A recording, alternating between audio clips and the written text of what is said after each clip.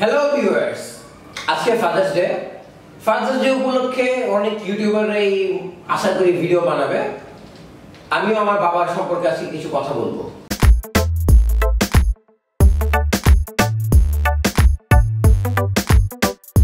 লোকটার বয়স 69 বছর। তারপরও তিনি সকাল 7টা বাজে বাসা থেকে বের হন এবং রাত 10টা-11টার দিকে ফিরেন। কারণ কি? কারণ হচ্ছে আমাদের যেসব চাহিদাগুলো আছে এগুলো পূরণ করার জন্য। ইনি হচ্ছেন বাবা।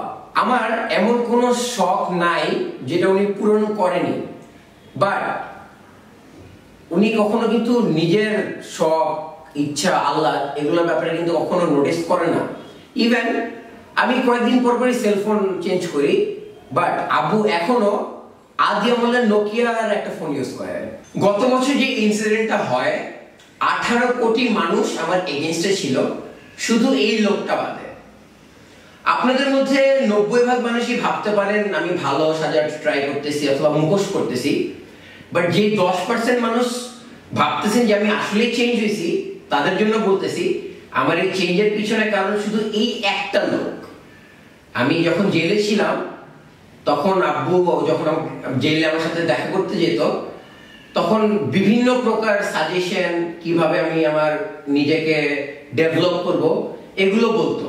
আর সবচেয়ে প্যাথেটিক পার্টটা কি, আব্বু প্রত্যেকবার দেখা করে যাওয়ার টাইমে বলতো কি, তোমার মাথায় তো হাত রাখতে পারতেছি না। লাইক জেলে দেখা করার টাইমে নেট দেওয়া থাকে, নেটের এক পাশে ভিজিটর থাকে আর আরেক পাশে আসামিরা থাকে। সো ওই নেটের ফাঁকগুলো দিয়ে না আব্বু আঙ্গুলটা রাখতো আর বলতো যে তুমি আমার আঙ্গুলটা একটু টাচ করো। ইনি হচ্ছে আমার বাবা। আর জেলে আমাকে কি সবাইকে খাবার দেওয়া হতো হচ্ছে আলু ভর্তা আর ডাল। ডাল এটা মানে কি বলবো, নামধারী ডাল, এটা পানি বলা যায়, পানির মধ্যে যে হালকা কালার। সো আব্বু যেদিন জানতে পারে যে আমাকে এগুলো খাওয়ানো হচ্ছে, ওই 122 দিন আমি যে কদিন জেলে ছিলাম, ওই কয়দিন আমার আব্বু প্লাস আমার ফ্যামিলির কেউ আমিষ জাতীয় কিচ্ছু খাই নাই। ইনি হচ্ছে বাবা। আমার বাবা, উনি আমার সব শখ, আল্লাহ সবকিছু পূরণ করছে। আমার যত এক্সপেকটেশনস ছিল সব ফুলফিল করছে, বাট আমি মনে হয় না এখনো আব্বুর যে চাওয়া পাওয়াগুলো আছে এগুলো পূরণ করতে পারছি। আজকে আমি সবার সামনে যে কথাটা বলবো সেটা হচ্ছে আমার বাবা, উনি হচ্ছে আমার একমাত্র আইডল।